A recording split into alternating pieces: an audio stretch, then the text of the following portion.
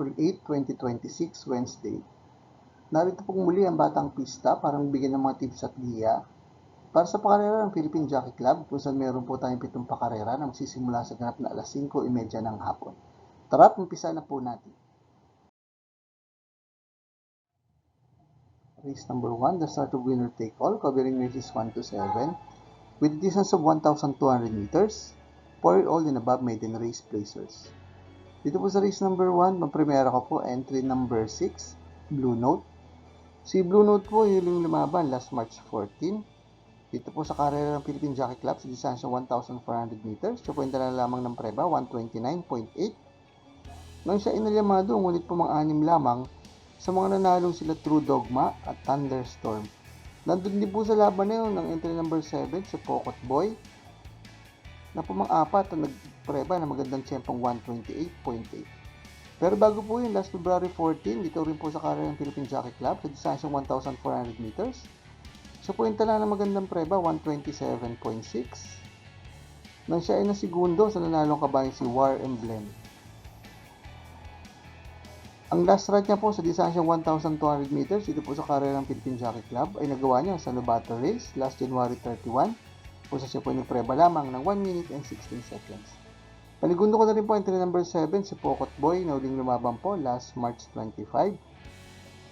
Dito po sa karera ng Philippine Jockey Club sa distansya 1,200 meters, kung siya po ay may best time dito sa laban na to, na 1 minute and 14.4 seconds.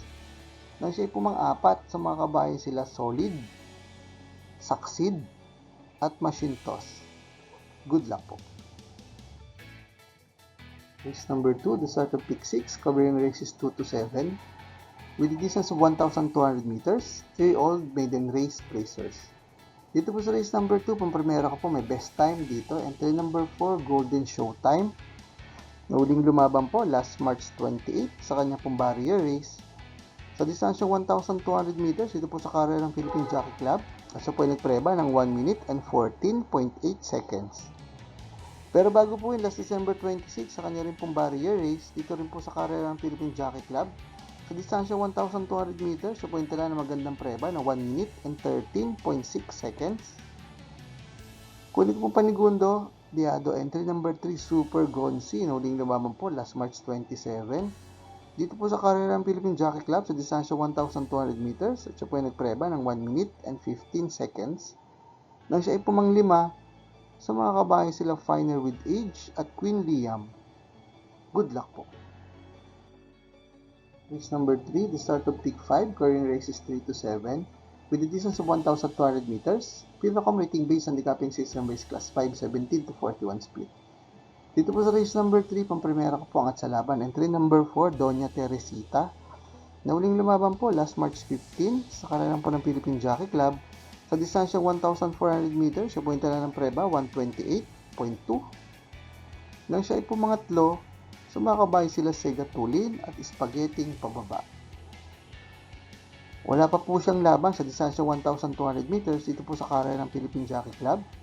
Pero ang best time niya po sa distansya 1,200 meters ay nagawa niya sa karera po ng Metro Manila Turf Club last January 7 kung sa siya po ay nagpreba ng 1 minute and 14.8 seconds. Nang tinalo niya, ang mga kabayan sila Arcturus at Axis Deviation. Kunin ko panigundo, Diado, entry number 1, Go Gigo, na huling lumaban po last March 29. Dito po sa karera ng Philippine Jockey Club sa distansya 1,400 meters, so po yung tala ng preba, 129.2. Nang siya ay pumanglima, sumakabay sila M. Butterfly at Lady's Secret.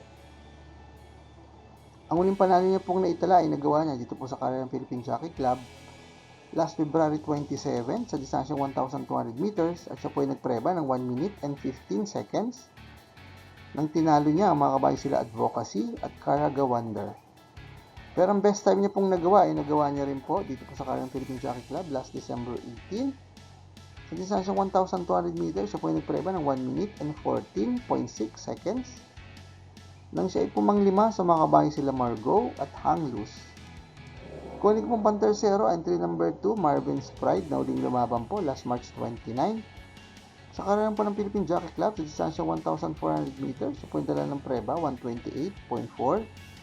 Nang siya ay pumang-apat, sa mga kabayan sila Cristiano, Amaranth at Shanghai Silk. Ang huling panalo niya pong naitala ay nagawa niya sa karera po ng Philippine Jockey Club sa distansyang 1,400 meters last January 16, kung saan siya po ay nagpreba ng 128.2. Nang tinalo niya ang mga kabayan sila Instant Notice at Danius San.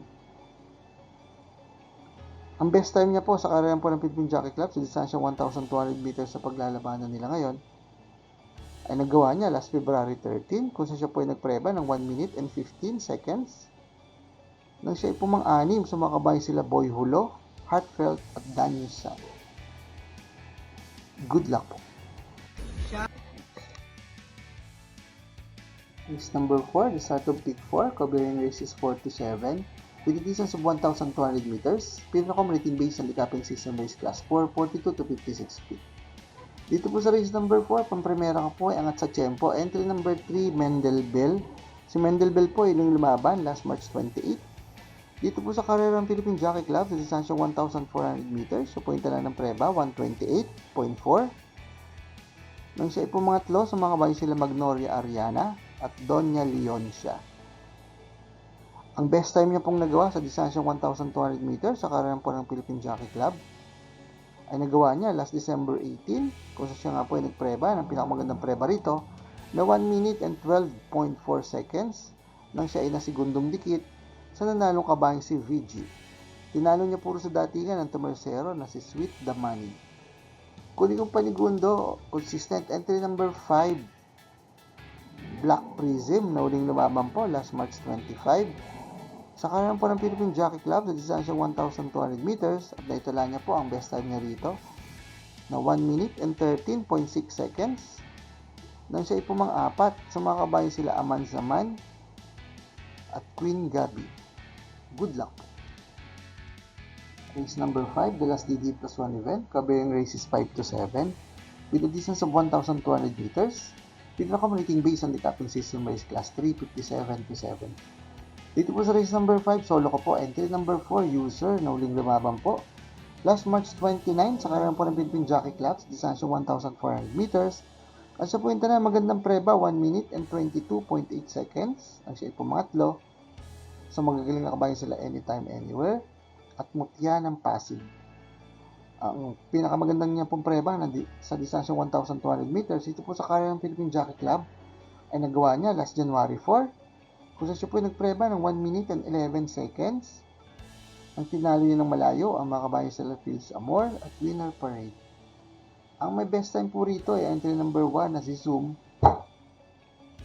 na nagpreba naman po ng 1 minute and 10.4 seconds last February 25. Nang tinalo niya ng malayo ang mga kabayan sila Authentication at Boss Ako Naman. Si Authentication sa laban na yon na sumigundo ay nagpreba naman po ng 1 minute and 11.6 seconds.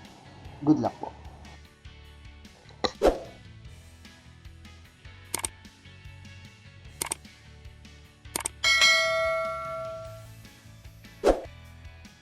Race number 6, the penultimate race with a distance of 1,200 meters. Pinaka-rating based on the capping system race class 5, 17 to 41 split. Dito po sa race number 6, sosoloin ko po galing sa bakasyon pero angat sa tempo. Entry number 6, Summer Rule. Si Summer Rule po ay lumaban last March 25 sa kanya pong barrier race. Sa distansyang 1,200 meters, dito po sa karera ng Philippine Jockey Club, at siya po ay nagpreba ng 1 minute and 16.4 seconds. Pero ang last official run niya po ay nagawa niya last December 28.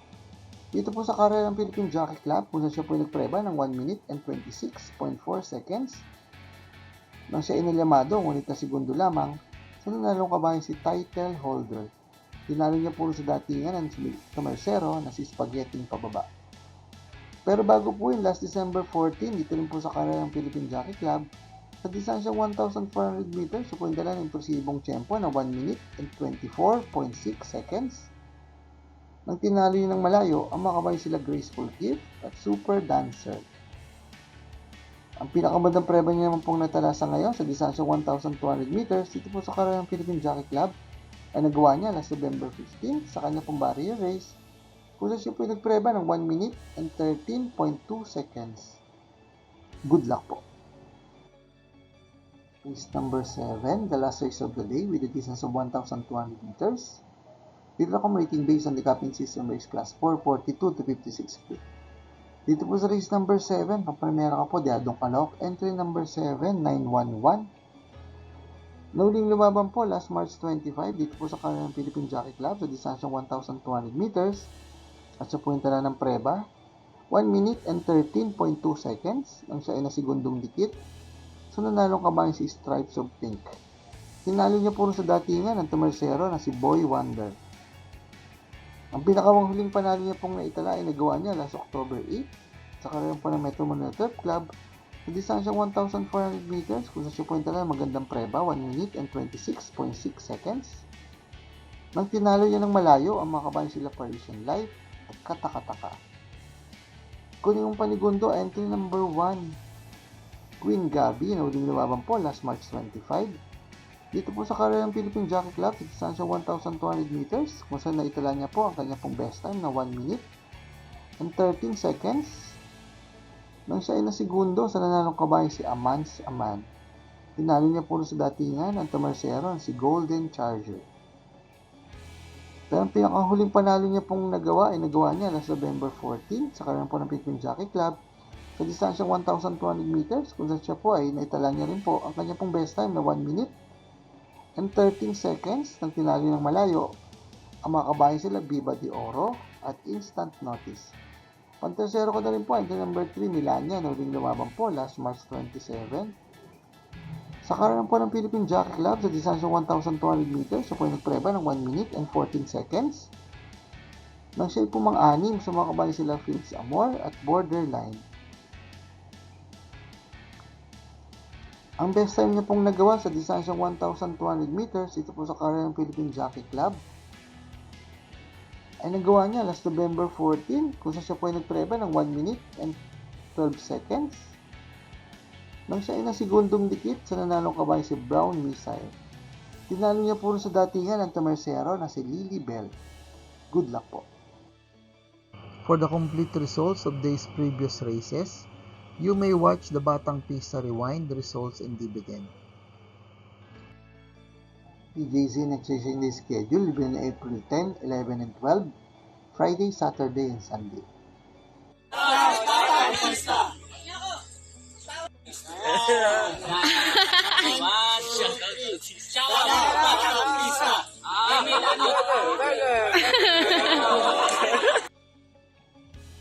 Shoutout po sa ating Batang Pista Facebook likers and followers na sina Sir Rodrigo Salinas, Sir Jimmy Calvo, Sir Raul Portodo Jr., Sir Johan Dominic Liana, Sir Fernando de la Cruz, Sir Robert Manalo, Sir Joseph Barbosa, Sir Ernesto Nataya, Sir Paul Opilac, Sir FCS Jr. at Sir Alfredo Cruz.